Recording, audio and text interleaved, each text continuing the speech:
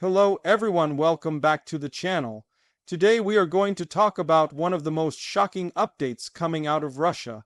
Once again, Ukraine has managed to strike the Russian capital Moscow, and this time the damage is not just symbolic but highly costly.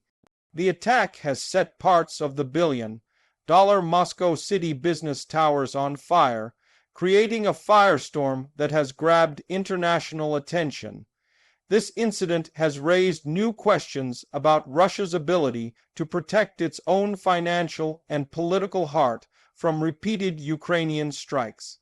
The attack reportedly involved drones, which have become one of Ukraine's most effective tools in this war. While Russian officials continue to claim that their air defenses intercepted most of these drones, the undeniable fact is that some still slip through and cause serious damage. Moscow City, known for its luxury skyscrapers and offices housing some of Russia's wealthiest corporations and government-linked companies, has now become a target zone. The fact that billion-dollar towers can be struck repeatedly shows that no amount of security can completely protect Moscow's skyline. This is not the first time Ukrainian drones have hit Moscow. Over the past months, multiple attacks have targeted the city, some striking near the Kremlin and others damaging key infrastructure. But this latest strike feels different because of the symbolism. Moscow City is more than just a cluster of buildings. It represents modern Russia's ambition, wealth, and global image. For those towers to be burning on international news broadcasts sends a powerful message to both Russia and the wider world. Russian authorities quickly rushed to contain the fires and reassure the public. State media downplayed the scale of destruction, but images and videos circulating online tell a different story. Flames engulfed parts of the towers, glass windows shattered, and debris scattered across the streets. People were evacuated and the area was sealed off. These visuals are hard to hide, and they reveal the vulnerability of Moscow at a time when the Kremlin wants to project strength. For Ukraine, these strikes serve multiple purposes.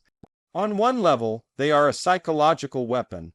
They show Russian citizens that the war, which many of them believed was happening far away in Ukraine, is now at their own doorstep.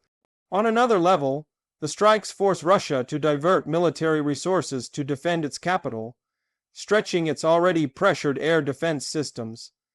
The billions of rubles spent on trying to intercept drones highlight how costly these small, relatively cheap attacks can be for Moscow.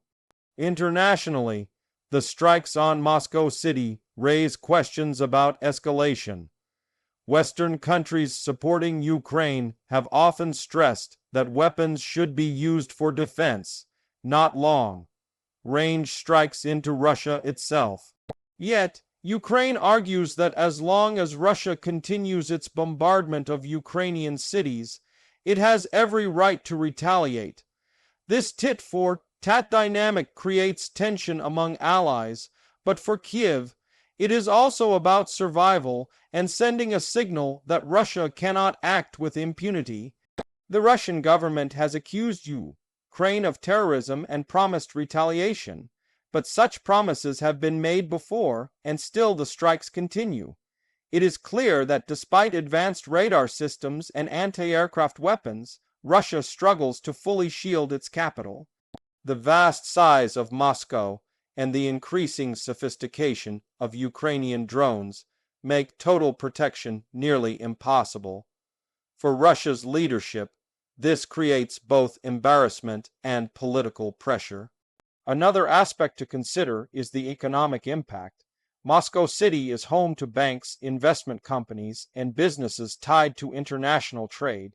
Even if the physical damage is limited, the psychological effect on investors and employees is huge. Who wants to work in a skyscraper that could be hit at any moment? Who wants to put money into a city that cannot guarantee basic security? These questions go beyond military matters and strike at the heart of Russia's financial confidence.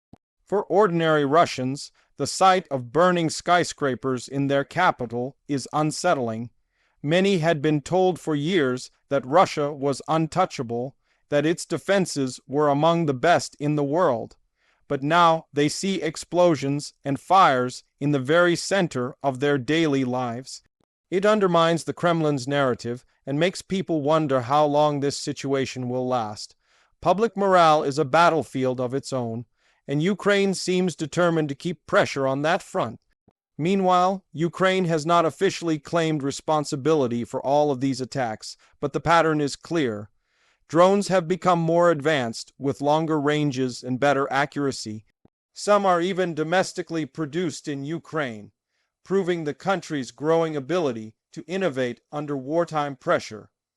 Each successful strike is not only a tactical win, but also a propaganda victory, showing that Ukraine can challenge Russia far beyond the front lines.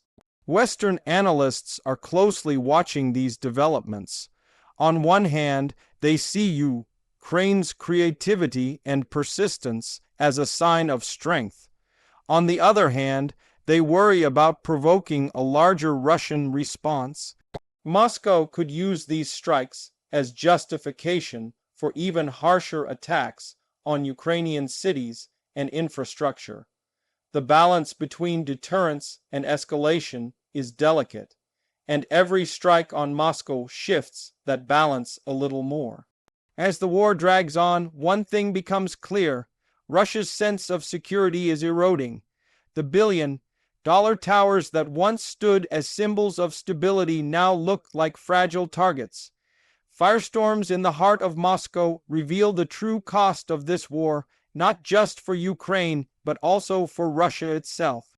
No matter how much the government tries to control the narrative, the images of burning towers are now etched into the global memory.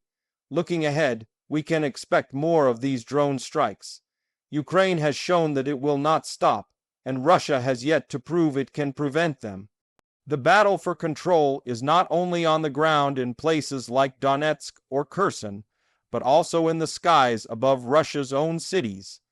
Every fire in Moscow brings the war closer to ordinary Russians, and every successful strike proves that even the most expensive towers cannot guarantee safety. This latest attack is a reminder of how modern warfare has changed.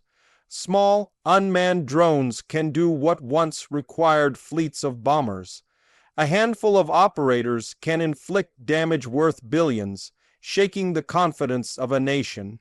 For Ukraine, this is asymmetric warfare at its finest. For Russia, it is a nightmare that no missile defense system seems able to completely solve. So as we watch the aftermath of yet another strike on Moscow, the question is not whether this will happen again, but how often and how severely. The billion-dollar towers may be rebuilt, but the sense of vulnerability they now carry will not fade so easily. Ukraine has managed to strike not just Moscow's skyline, but also its pride, and that impact may last far longer than the flames. Thank you for watching and staying informed. Make sure to share your thoughts below and subscribe for more updates on this rapidly evolving conflict.